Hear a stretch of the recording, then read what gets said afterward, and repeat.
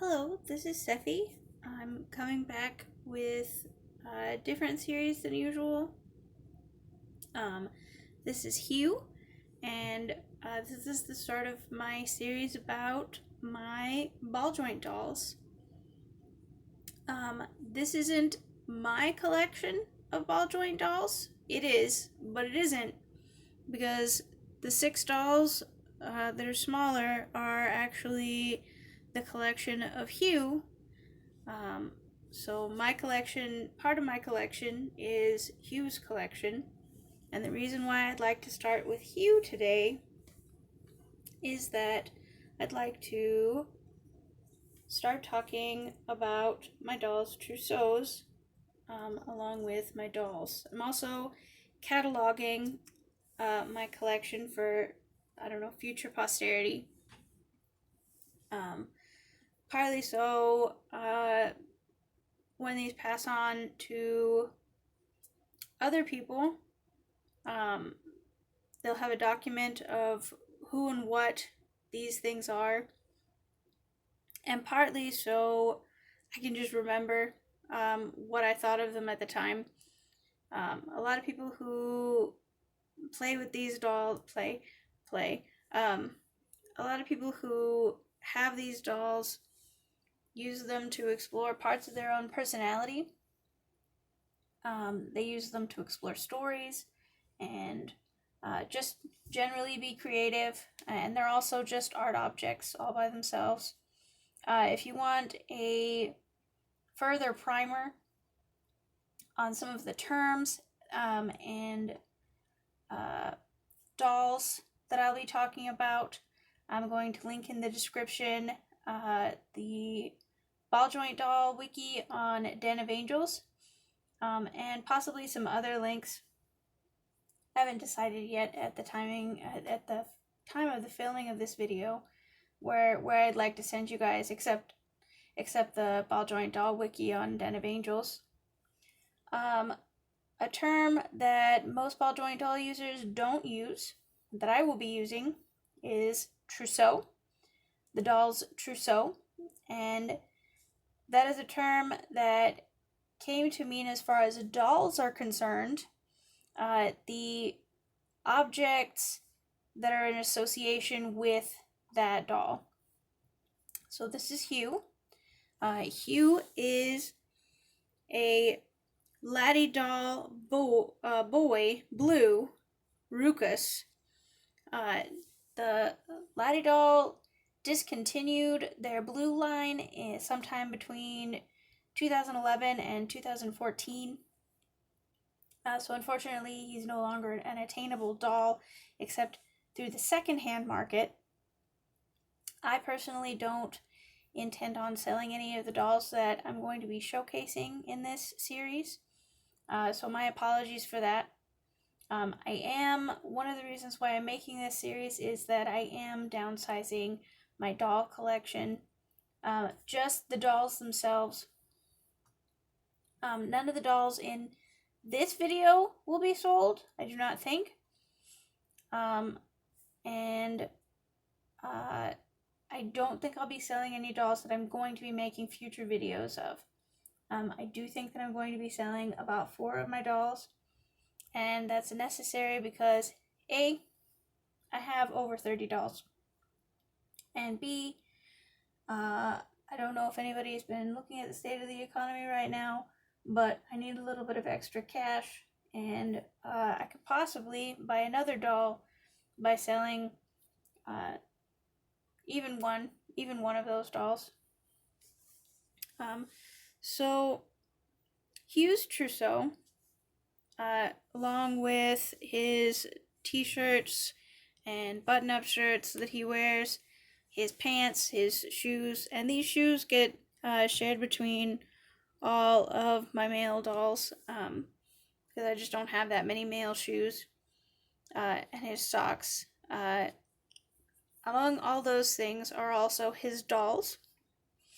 I'm not going to go into depth on all of the make and models of each of these dolls, because that's another video all by itself. But this is Lady Clover, This doll is unnamed because I literally just got her. She's my newest acquisition slash our newest acquisition. This is food. She comes with little ears that she just keeps throwing no matter if she's wearing a wig or not wearing a wig. This is Lily. It's probably Hugh's favorite doll and one of my favorite dolls. This is Periwinkle and Ghost. Lily, Periwinkle, and Ghost all share these clothes together. These clothes and these shoes, with the exception of these tiny shoes because they're magnetic. And Periwinkle also has magnetic parts. They share all of these tiny little clothes. And with the exception of this wig, this is one of the alternate wigs of Lily. Lily actually has many wigs. I tend to favor this pink one. I also am in the middle of making an orange one. And she even has an artificial fiber wig, and that one I don't like as much. It fits her well enough, but it just doesn't spark joy, I suppose. It doesn't spark joy. Let's see. What did I want to talk about? So, dolls trousseaux. Dolls trousseaux consist of the doll and all of the doll's accessories or items that are associated with that doll. So, if we were just to take food, her trousseau would consist of this little dress, this cordage, which is just floss, and this I can't think of the corset. Her hair, all of these wigs are hair, with the exception of Ghost. They all have natural hair. This is Goat's hair, because goats actually have hair. They don't have fur like other animals do. Anyways, her trousseau would consist of her dress, her corset, the cordage, her hair, and her eyes. Their eyes are all interchangeable. I don't have eyes in the correct size for all of my dolls, but I do have multiple sets of eyes and multiple sets of wigs for most of my dolls. I like to include under things for most of my dolls. Not all of them have it. I like to make my own socks. Most of my dolls have clothing that I've made myself. All of my smaller dolls, with the exception of the shoes. Actually, most of my dolls do not have shoes that I've made myself. I have the skills, I don't have the patience, and I do not have the equipment to make tiny, tiny shoes. But I do have the equipment and the skills and the patience to make tiny, tiny clothing, which, as you can see, has many inconsistencies, and whatever inconsistencies would normally be in a piece of clothing are magnified at the small scale. The tiny, tiny buttons and buttonholes. You can tell each and every little flaw. And many of these things have to be custom made. This button, for instance, had to be custom made. I have to look out for tiny, tiny patterns. Things would go well on the scale that they're at. I have a collection of tiny lace and cloth that's very thin. Normal size lace can be made into a whole petticoat for a doll. Very, very, very tiny scale thread becomes very, very tiny scale socks. I used to sell these socks. I no longer do so because there just wasn't enough of a demand for tiny, tiny socks. Which is fair. I don't think there's very much demand for regular size hand knit socks in today's market, let alone a pair of socks that would cost the same amount as a normal pair of socks, but only fits an 8-inch doll. Let's see. So I've gone over his important objects, including his, all of his outfit. The only things in his outfit that I didn't make, other than the shoes, are this tiny, tiny t-shirt and, the glasses. That was something that I had to special order off of the internet. And this tiny hat, which a friend of mine made for me and gave to me. I think she didn't make them for me, but I think she made it, and then she thought it might be a nice gift, and I definitely appreciate it. So Hugh and I have a lot of things in common. We both like comfy clothes. We both like dolls. And we both like weird things. I guess you'd have to be a little abnormal to collect tiny, tiny keys and then sew them on a tiny, tiny little apron for an 8-inch, 6 to 8-inch doll. Let's see. What else did I want to talk about? We talked about their trousseaus. We talked about Hugh. I told you what kind of doll he was. Those are pretty important things. Or at least to me. To me it's important. Because again, I'm trying to document this doll and his collection and my own collection, which is actually quite extensive. And another reason why I'm going through this, a lot of my dolls need maintenance. I believe Hugh needs to be restrung.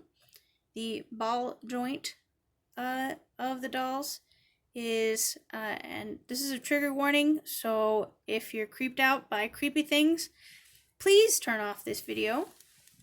The ball joint is an actual ball joint, and they're jointed and strung together with elastic.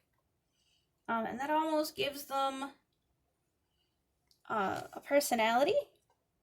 The way that they pose is, if not natural, then it lends itself to movement. They almost move on their own accord. Their joints are under tension. And many people think of these dolls as having the personality that's given to them by their flaws a little bit.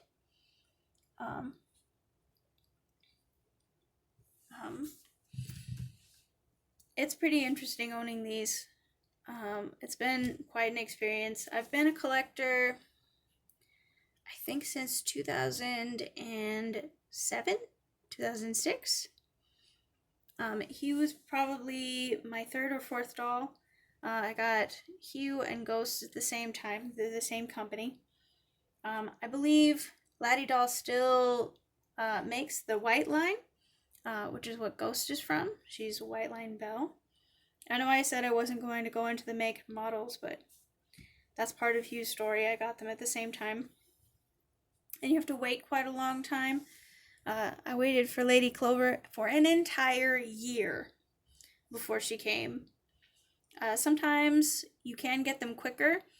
Food, and, well, these two dolls both came from Denver Doll, and they came almost instantly.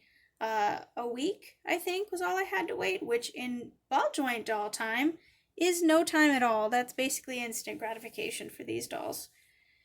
Which I'm not into. I'm not into the instant gratification. I'm more into the long haul of these objects. What they will become to me. It's part of me that's an object that I can touch and interact with. That's not just inside of myself, if that makes any sense. Let's see. I'm not sure that there's anything else that I'd like to talk about. This is definitely an introductory post, and thanks to Hugh, I've had the ability to dip your toes into it a little bit. Again, in the description, I'll try to link some websites that you can go to if you'd like to know more. For instance, places to buy these dolls, what companies are active currently, terms that I've been using. The only term that probably won't be in those wikis is trousseau. I like to use the word trousseau because it's actually a pretty old term, and it's still a little bit relevant. I don't think that most people would use that term currently, but I don't use some of the terms that are widely accepted by other people. This has been Sephi. Thank you for looking at my dolls with me today, and I hope you have a nice day.